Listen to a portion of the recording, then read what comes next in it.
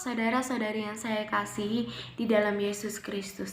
Saya mengucap syukur karena masih diberi kesempatan untuk menyampaikan firman Tuhan, menyapa saudara-saudari.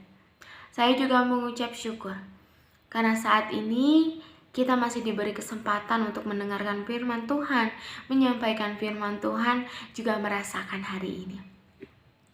Saat ini saya akan menyampaikan firman Tuhan dengan tema bully. Tapi kurang abdul kalau saya tidak memperkenalkan siapa saya.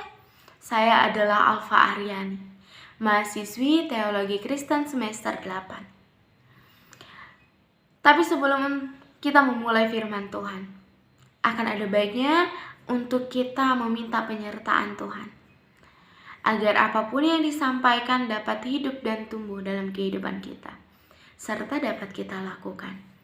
Kita bersatu dalam doa, kita berdoa. Tuhan Yesus yang baik, kami mengucap syukur atas berkat dan anugerah-Mu pada saat ini Tuhan. Kami tidak hidup hanya melalui roti dan daging, tetapi juga oleh roh dan firman Tuhan. Saat ini kami akan mendengarkan firman Tuhan. Bukalah hati, pikiran, juga telinga kami, agar apapun yang disampaikan dapat hidup dan dapat kami lakukan di dalam kehidupan kami. Ya Tuhan Yesus, berkati pula hamba-Mu yang tidak sempurna ini. Kiranya bibir dan mulut ini selalu Engkau sertai, agar apapun yang keluar, apapun yang dapat disampaikan itu seturut dengan kehendak-Mu. Ya Bapa, berfirmanlah karena kami siap untuk mendengarkannya. Di dalam nama-Mu Yesus Kristus kami telah berdoa. Haleluya, amin. Saudara-saudari pasti bertanya, kenapa kita harus membicarakan tema bully? Sedangkan ada banyak tema-tema lain yang menarik untuk kita bicarakan. Saya pikir tema bully juga sangat menarik untuk dibicarakan. Dan itu sangat penting. Karena dunia sudah mengalami banyak kasus. Sudah mengalami banyak korban yang berjatuhan. Hanya karena kasus bully. Lalu apakah kita hanya tinggal diam tentang itu? Berdiam diri, seakan-akan itu adalah hal yang biasa di dunia. Kita mulai dengan cerita seorang gadis berusia 14 tahun dari Indiana. Dia mengalami kisah yang tragis. Dia harus mengakhiri hidupnya menggantung dirinya di sekolah. Hanya karena dia mengalami banyak omongan-omongan, olokan-olokan dari teman sekolahnya. Karena postur tubuhnya yang besar. Lalu kita juga beranjak dari kisah seorang gadis berusia 15 tahun. Ia dijebak, dibawa minum hingga ia mabuk. Karena tidak sadarkan diri, dia diperlakukan tidak senonoh. Bukan hanya itu, foto-foto seksi yang orang-orang itu ambil disebarkan ke dunia maya. Yang membuat seorang gadis itu harus mengalami banyak hujatan. Harus mengalami banyak perkataan-perkataan yang tidak baik. Yang membuat dirinya juga tidak sanggup untuk menerima itu. Akhirnya, dia mengakhiri hidupnya. Ini yang saya katakan bahwa sangat penting untuk membicarakan tentang bully. Karena sudah banyak sekali korban yang kehilangan nyawanya hanya karena perkataan-perkataan, ketikan-ketikan yang tidak baik dari banyak manusia. Firman Tuhan ingin memperkatakan kepada kita pada saat ini, terambil dari Efesus 4 ayat yang ke-29, saya akan bacakan. Efesus 4 ayat 29. Janganlah ada perkataan kotor keluar dari mulutmu, tetapi pakailah perkataan yang baik untuk membangun, di mana perlu, supaya mereka yang mendengarkannya beroleh kasih karunia. Saya bacakan sekali lagi. Janganlah ada perkataan kotor yang keluar dari mulutmu, tetapi pakailah perkataan yang baik untuk membangun, di mana perlu, supaya mereka yang mendengarkannya beroleh kasih karunia. Firman Tuhan hari ini sangat mendukung tema kita. Karena firman Tuhan mengatakan Pakailah mulutmu untuk membicarakan hal yang baik, bukan hal yang kotor. Indonesia memiliki standar kecantikan yang sangat luar biasa menurut saya. Harus memiliki kulit putih bersih, lalu memiliki rambut yang lurus, badan yang seksi, langsing, ideal. Lalu bagaimana dengan orang-orang yang tidak memenuhi standar kecantikan? Dia harus berbuat apa? Ya, seringkali orang-orang yang tidak memenuhi standar kecantikan harus menerima bulian-bulian perkataan-perkataan yang sangat luar biasa. Baik itu di dunia nyata maupun di dunia maya. Seringkali seseorang menganggap bahwa seseorang yang melakukan hal yang tidak baik, hal yang salah, lalu dianggap tidak akan pernah berbuat hal yang baik, tidak akan pernah berubah untuk menjadi lebih baik. Lalu ketika seseorang yang tidak memenuhi standar kecantikan akan terus dibully, dicaci maki, diolok-olok. Kenapa harus seperti itu? Kenapa tidak menerima? Anda merasa puas dengan apa yang Anda punya, sehingga menjadikan Anda seorang pelaku pembulian. Saya adalah seseorang korban dari kasus pembulian. Saya harus menerima banyak perkataan-perkataan yang tidak baik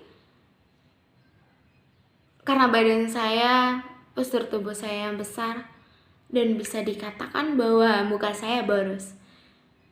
Tapi bukan itu intinya. Itu adalah sebagai pemanis. Intinya adalah perkataanmu. Tidak semua orang kuat untuk menerima perkataan-perkataan yang tidak baik. Tidak semua orang kuat untuk menerima olokan-olokan, hujatan-hujatan yang tidak baik itu. Lalu kita harus bagaimana menghadapi kasus pembulian ini? Kita harus menjadi seseorang yang tidak puas hati atas apa yang kita punya. Kita tidak menjadi seseorang yang sombong, seseorang yang mengabaikan dunia. Dunia harus peduli dengan kasus pembulian, agar tidak ada lagi kasus-kasus kehilangan nyawa hanya karena pembicaraan-pembicaraan kotor. Firman Tuhan bilang, keluarkan perkataan-perkataan yang baik untuk membangun. Kita kembali kepada cerita seorang anak gadis yang berusia 14 tahun dan 15 tahun tadi. Andai kata orang-orang di sekitarnya mendukungnya, orang-orang di sekitarnya memberi dia semangat, motivasi, memaafkannya, lalu memberi contoh yang baik, saya pikir tidak akan ada kasus kematian, tidak akan ada kasus bunuh diri, dan tidak akan ada korban pembulian. Jika seseorang mau membangun perkataan-perkataan yang baik. Kita sebagai orang Kristen akan ada baiknya untuk selalu memperkatakan hal yang positif, agar siapapun yang mendengarkannya memperoleh berkat yang luar biasa. Agar seseorang yang mendengarkannya merasa dirinya berharga. Kasus pembulian membuat seseorang takut untuk keluar, untuk menjadi seseorang yang apa adanya. Takut untuk menjadi seseorang atau dirinya sendiri. Dia harus mengejar dunia agar tidak dibully, agar tidak dijauhkan teman. Kenapa harus seperti itu? Kenapa tidak hidup dengan apa adanya kita, lalu mengabaikan perkataan-perkataan yang tidak baik? Jika kita tidak menjadi pelaku dalam pembulian, kita harus bersyukur karena kita masih memiliki kasih yang datangnya dari Tuhan. Lalu jika kita melihat ada korban pembulian, mari bantu, mari dukung, mari semangati dia.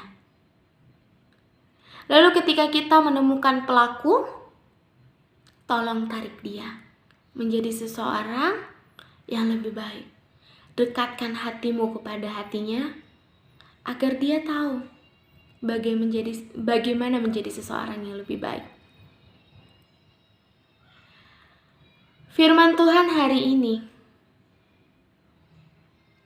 itu memberikan kita semangat baru untuk menjadi seseorang yang lebih baik, untuk menjadi seseorang yang selalu mendukung, untuk menjadi seseorang yang menghadirkan berkat dan kasih karunia bagi seseorang yang lainnya. Inti dari firman Tuhan kita hari ini, inti dari pembicaraan kita hari ini adalah jadilah seseorang yang apa adanya. Lalu bicaralah dengan perkataan yang baik, perbuatlah hal-hal yang baik yang dapat menumbuhkan iman seseorang, dan kerjakan semuanya dengan kehendak Tuhan. Jangan menjadi pelaku bulian dan tolong korban bulian lainnya. Karena tanpa kita, dunia tidak akan baik-baik saja. Karena tanpa kita mulai, dunia akan terus seperti ini dan akan banyak sekali korban yang berjatuhan. Sekian untuk firman Tuhan. Saya minta maaf jika ada salah kata. Saya juga meminta maaf jika menyinggung saudara-saudari semuanya. Sekian dulu untuk firman Tuhan hari ini. Selalu jaga kesehatan di masa pandemi COVID-19. Tuhan Yesus memberkati. Sampai jumpa di lain waktu.